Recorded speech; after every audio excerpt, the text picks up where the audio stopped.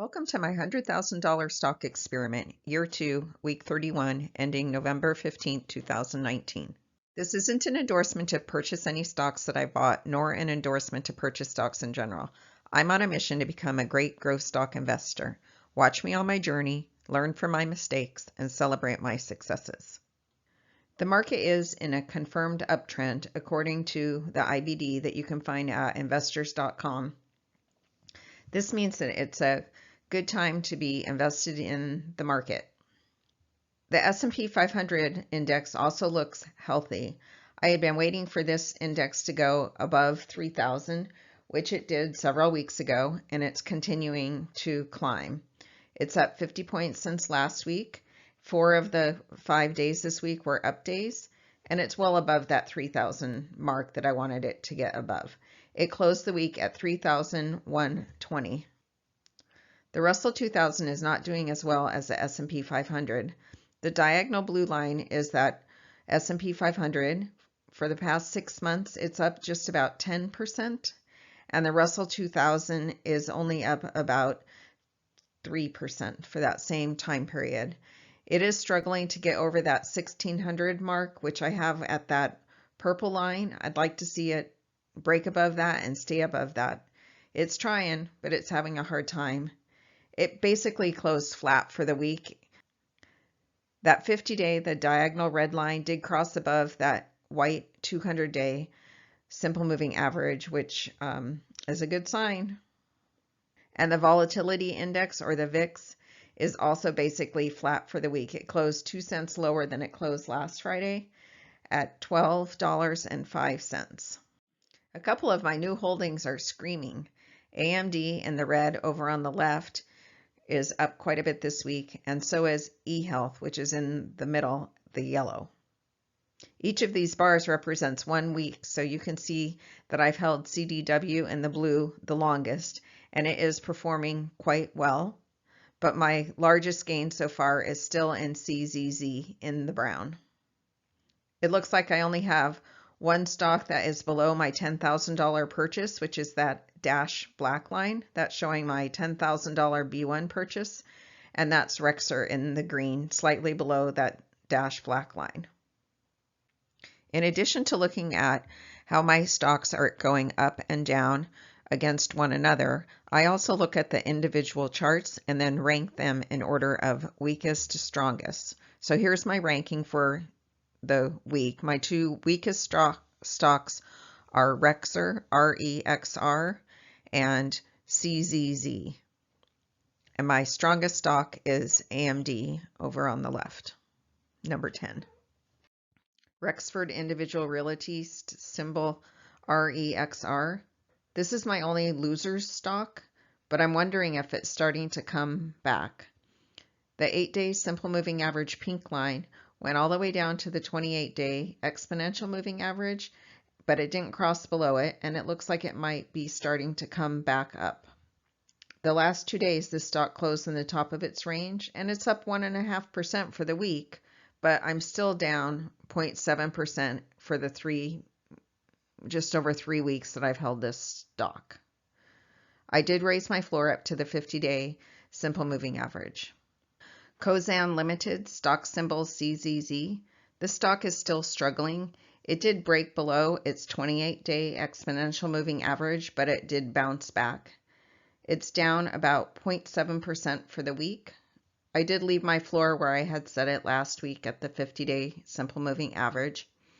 I do have a nice gain in this stock. I've held my buy one for about 5.5 weeks, and it's up almost 13%. I've held my buy 2 for just under 5 weeks, and it's up about 6%. And I've held my buy 3 for just about 4 weeks, and it's up slightly over 3%. United Technologies Corporation, stock symbol UTX. I've held this stock for 1.5 weeks, and it's up 0.8%.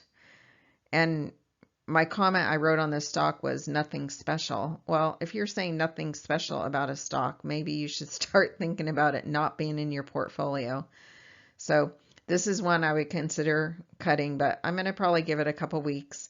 I did know that this was going to be, or expected this to be, a slow mover and probably will only be doing my 0.5% a week, if that.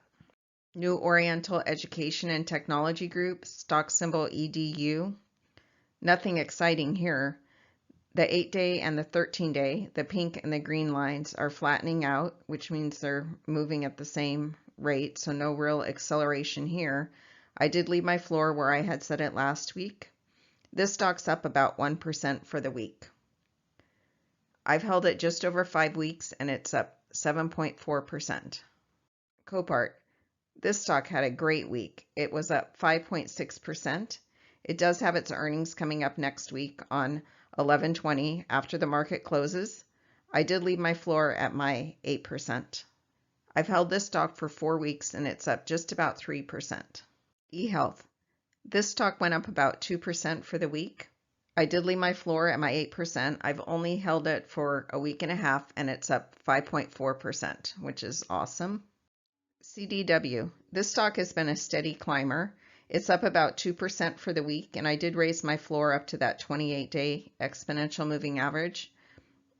I don't think there's much risk of it falling that low since it's been having a nice gain. I have 2 buys in this stock. This stock I've held the longest of all of the stocks I own right now. The first buy I've had for 8.5 weeks and it's up 11.6%. And my B2 is a newer purchase. I've just held it about 2 weeks and it's up 2.6%. Lululemon Athletica Inc., symbol LULU. This stock is screaming. It's up about 6% this week, and the week before it was up 2%. I had been down in this stock, but now I'm up. The last 8 days have been up days for this stock, 4 of them in above average volume. And every day closed at the top of the range, which is important.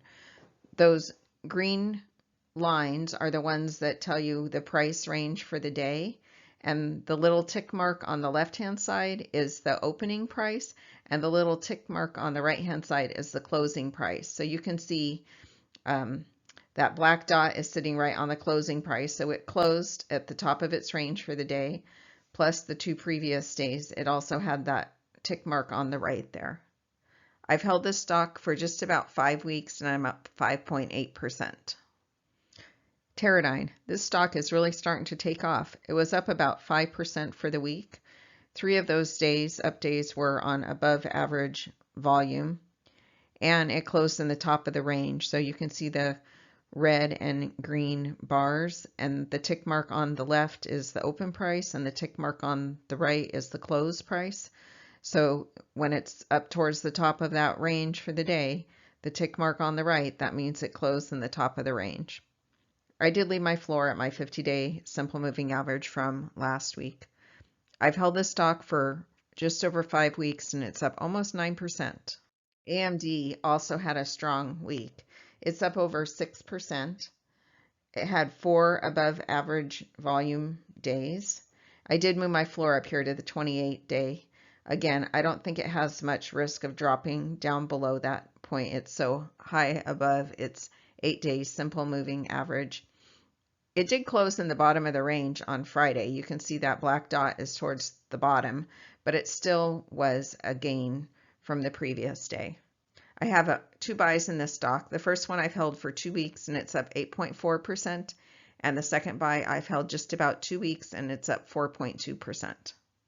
The benchmark is showing that I'm up 31.9% for my 1 year and 31 weeks of this experiment versus the S&P 500 up 17.4%. I also like to take a look at where I have gains or losses from last week to this week. I didn't have any stocks that I sold this week, so I have a 0 change there, and I also don't have any new purchases, so I have a 0 gain there. So my entire gain came from my existing holdings, $3,357 up. I like to look at my weekly percentage change for each of my holdings. I like to sort this with the losers on the top and the winners on the bottom. I only have 1 stock that went down this week, and that was CZZ, going down 0.7%. And this is somewhat of a concern because it also went down 2.2% last week. I do like my stocks to be gaining a minimum of 0.5% a week, so this stock hasn't cut it for 2 weeks. And UTX right below it is struggling along. It did get that 0.5% last week, but this week it was only up 0.3%.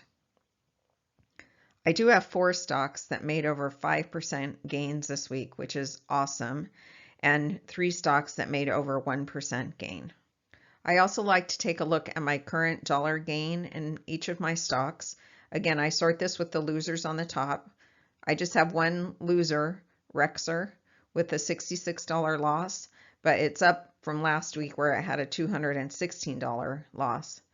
The rest of the stocks are winners, and I do have 2 of them that have gained over $1,000 each in their B1 purchase. The change in value and the percentage changes for the S&P are over on the left-hand side, and my experiment are over on the right-hand side.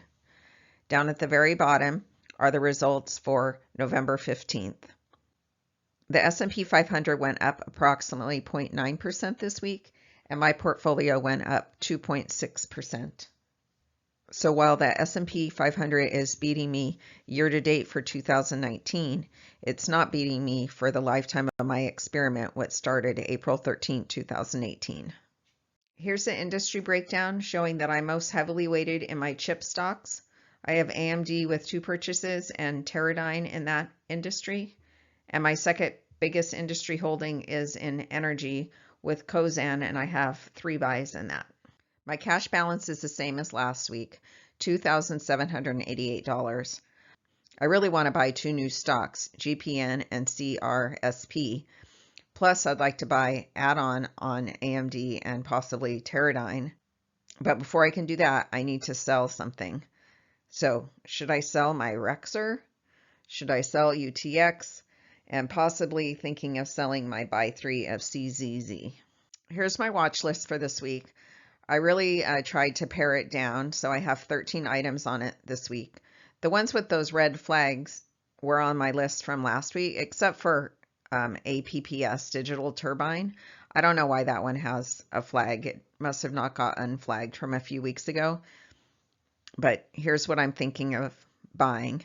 Thanks for watching. Keep an eye out for my next episode, or better yet, subscribe to my channel. Don't forget to hit the bell if you want an alert when I post a new episode.